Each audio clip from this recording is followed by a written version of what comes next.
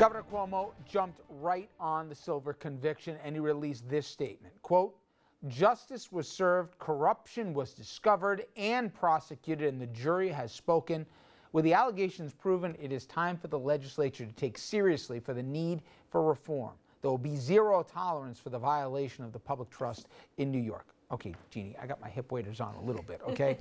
He was the same guy, right, who said, let's get rid of the Moreland Commission. I'm sorry, Larry, we got that clip? This was, again, the governor when he first, when he was running for office at the inauguration, boss tweet in the background. If you remember this clip, this was Governor Cuomo when he first became governor. We will propose a Clean Up Albany plan with real reform. This is not going to be a situation where the people of this state will have suffered for years and lost trust, and now we're going to give them a watered-down or half-baked ethics reform bill. They're going to have real ethics reform. Okay, Gene, that was nearly 5 years ago.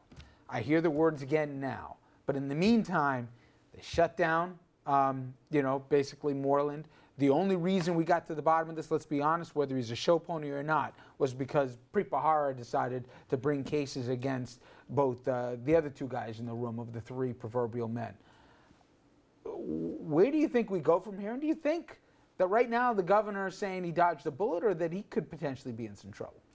I don't think we know. I mean, certainly I don't know if the governor is in any trouble, but I do think he continues to be in political trouble on this. Legally, I'm not sure, but politically, let's not forget that those statements almost cost him his second term, right? I mean, the New York Times refused to endorse him because he hadn't lived up to his promise to engage in real reform. And I think for everything positive that Governor Cuomo has done, and I do think he's done some very positive things, he ran on ending corruption in Albany, and he has not been able to fulfill that promise. And in fact, he has engaged in activities, as you mentioned, Moreland being one of them, the shutdown of Moreland, that are highly questionable. So I think for many Democrats in particular, this is a black mark on his record. So I think politically, this doesn't serve him well. But in terms of his statement about the current case, what else could he say except we are going to go down the path of cleaning up Albany? But again, we've seen no evidence of real movement. In the last few weeks, I've had members of the legislature,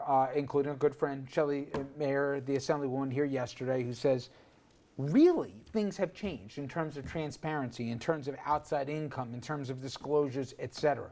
You buy that? Or do you think it's really rearranging the deck chairs, and as long as it's a part-time job where you can have outside income, you're just begging for problems, maybe with a little bit more discretion than what we saw at this trial?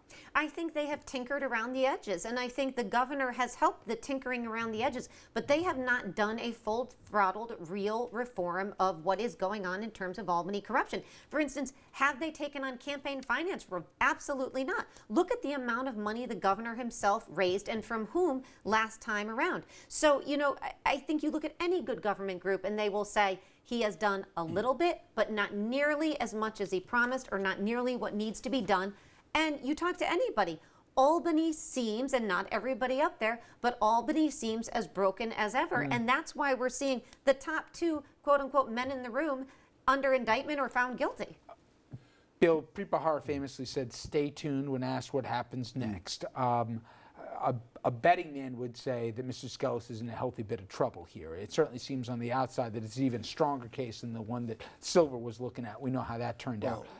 I mean, the wiretap evidence that's come in is devastating and very overpowering. But, getting back to the point you just made, listening to what the governor said in response to the conviction of Shelley Silver, he certainly basically did not come across as somebody who was at all concerned or fearful that Silver would have any information against him. I mean, you don't pull on Superman's cape, and if you think that Silver has information that could bury you, you don't come out as strongly against him as you did. The second thing is, let's not forget that when the Moreland Commission was disbanded, a lot of the information that they had uncovered was turned over to Preet Bharara's office.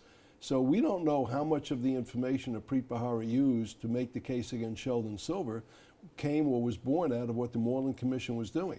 I don't have the sense that the governor is the least bit concerned that Shelley Silver can hurt him. That doesn't mean that Shelley Silver can't hurt other people in the state Senate. that's a whole different issue. But I mean, it's the elephant in the room.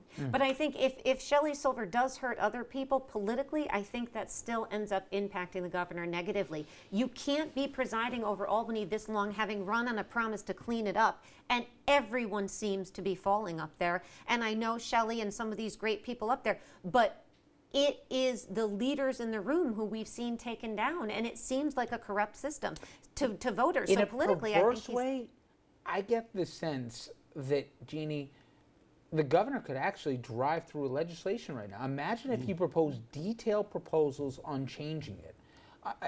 It's the most perverse thing. People think they're crooks.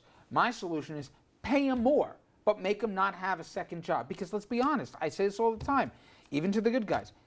If you're working 4 days a week and you're doing fundraisers at least 3 days a week at the chicken dinner circuit, who's going to hire you if you're an attorney to be their attorney? They're only hiring you for access. It's practical. Everybody knows it. So if you're hiring someone for access and influence, you're begging for trouble. So until the situation is just clean, right, you're going to keep having this problem. And I get this debate all the time with Brodsky and others, but I don't think it's more complicated. To me, in a perversity of all perversities, the same guy who shut down Moreland, if he wanted to, he could get whatever he wants passed right now, because I dare a legislator to stand in the way of the governor and try and stand up and say, no, I want to keep business as usual. But I agree with you, and I think the question is, does he want to? And I think that's where he's been called out repeatedly. Why wouldn't he, though? Because he has had other really important, in his defense, things on the plate, like passing the budgets, getting the budgets on time. And he was trading those off. That's why Moreland was shut down in the first place. So, is this a priority now? Maybe, and maybe he's able to push it through. But let's not forget, he's dealing with Republicans in the Senate. He's dealing with Democrats in the House. This is not an easy case. I think he could do it, but if that's at the top of his agenda, it will get done. But that's been the criticism. You ran saying this was at the top, and in actuality, you had other things in mind. Do you think that the system would change if there were term limits where people couldn't make a career out of being politicians? Not only state level, but federal. I don't for the stated reason, Bill, that if somebody's going up there and they say, I'm going to be here for 8 years, 12 years, whatever it is, I'm going to do everything I can to pick the discipline that I'm in. And again, I hate to throw a whole blanket over everybody, because I know this sounds like some BS caveat. I really believe it. There's good people who go there for the good reason. However, there's a lot of guys, the Espadas of the world, whatever, right, who go up there and say, all right, I want this committee. I go in this committee. I'm going to be able to work in these folks here. I'm going to use my law degree, so when I get out of this place here, I got instant contact, instant access for everything else. And some guys believe that's what they're supposed to do almost when they go up there. So I think in a funny way, term limits almost puts an accelerant to get this thing going here, to get the right people in front of the right committees, to give them the right access, to get them their votes on the floor. I'm with you, though. Anybody who thinks these verdicts and the one that's coming is going to change everything in Albany, I think it's a Band-Aid. I think we'll see if the governor follows through. Bill, Jeannie, thank you guys so much. Okay, and we want to involve you in our conversation, so head over to Facebook and Twitter to sound off on our question tonight. Will Silver's conviction lead to ethics reform in Albany? Now, coming up next here, I'm going to bring Jeannie as well as her friend Karen into this conversation. Surprising stuff in the latest round of Hillary's emails that were released. Now, it's not so much classified or not.